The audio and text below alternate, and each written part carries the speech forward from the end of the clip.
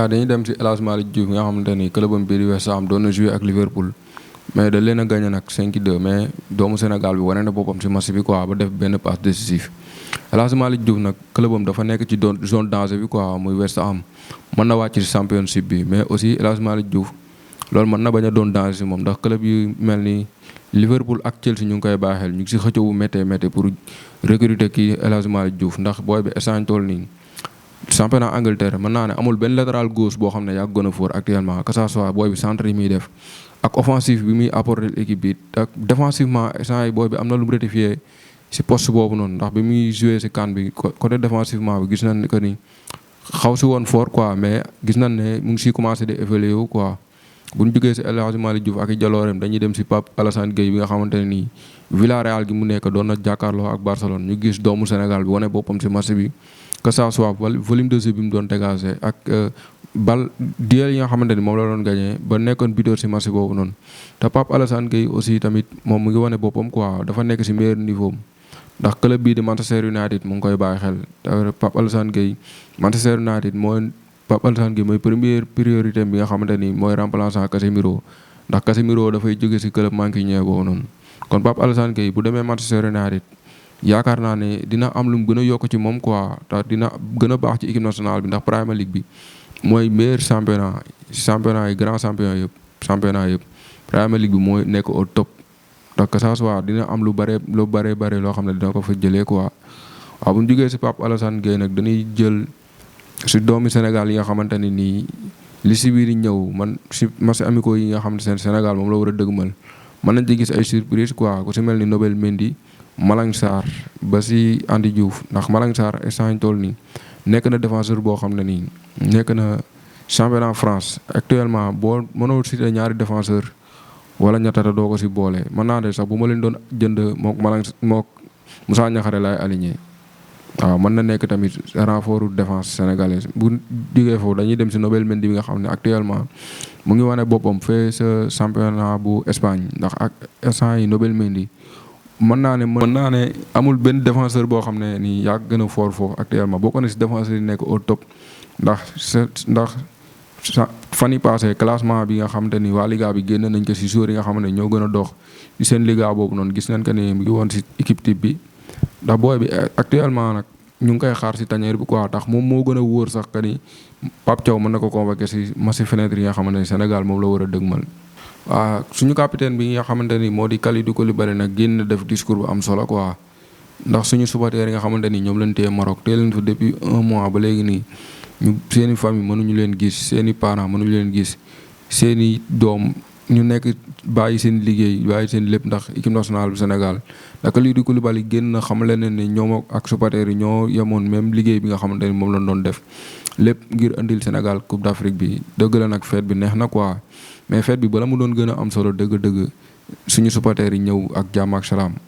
moom nag mu ngi soññ fédération sénégalaise de football ak état bi ñu gën see def ay jéego quoi ndax booy ñëwaat ci seen famille quoi. mais nag Kalidou Koulibaly nag discours bu mu def ñu ngi ko doon xaar quoi ak joueurs yi ndax yaakaar naa ne ñoom seen discours fi mu mën a egg chroniqueurs yi ak ñoo xam ne nii ñooy nekk ci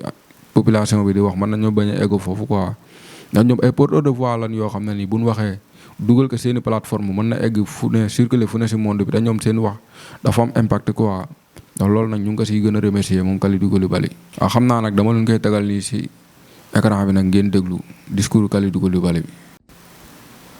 Mes chers supporters, mes frères guindés, depuis le premier jour de cette affaire, nous, joueurs de l'équipe nationale et le coach, avons été profondément touchés. Humainement, fraternellement, nous avons été sensibles à votre situation dès les premières heures. Si nous avons gardé le silence publiquement, ce n'était ni par distance, ni par indifférence. Bien au contraire. Nous avons choisi la responsabilité. Nous avons estimé que face à une procédure judiciaire en cours, il était essentiel de laisser l'État du Sénégal, nos autorités et les instances compétentes mener les démarches nécessaires devant les tribunaux, sans que nos prises de parole et nos actions ne puissent même involontairement interférer négativement. Nous ne voulions pas politiser votre situation. Nous ne voulions pas médiatiser davantage une affaire déjà sensible. Et surtout, nous ne voulions pas prendre la lumière dans un combat qui n'avait qu'un seul objectif commun, votre libération. Notre rôle, nous l'avons compris avec lucidité. Agir avec discrétion, échanger en privé, soutenir les démarches, rester unis, faire confiance aux canaux diplomatiques et juridiques. Parfois, la retenue est une forme de force. Sachez-le, pas un instant nous vous avons oublié. En ce mois béni du Ramadan et du Carême, loin de vos familles, votre épreuve est aussi la nôtre.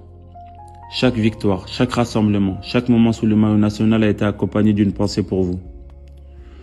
Vous étiez en mission pour soutenir votre équipe, votre pays, convaincu de sa force et de son potentiel. La tournure prise par la finale de Rabat vous a placé dans une situation que nous jugeons dure et profondément injuste. Mais dans nos cœurs, vous restez des vainqueurs.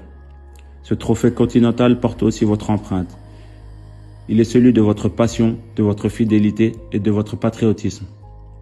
Aujourd'hui encore, nous continuons d'agir avec responsabilité, avec respect des institutions,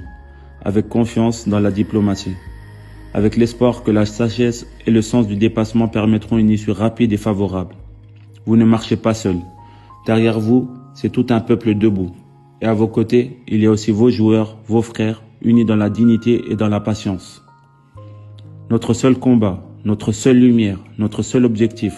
vous voir libres et réunis dans vos familles. Tenez bon,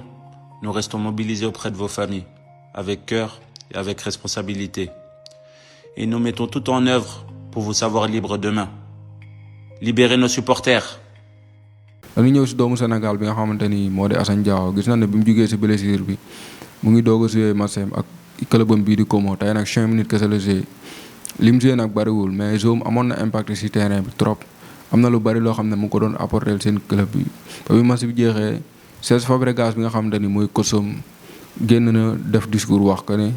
booy bi 5 minutes la joué mu xam ne booy bi apporter leen loo xam ne ni bu fekkoon 5 mois yi passé ak blessure bi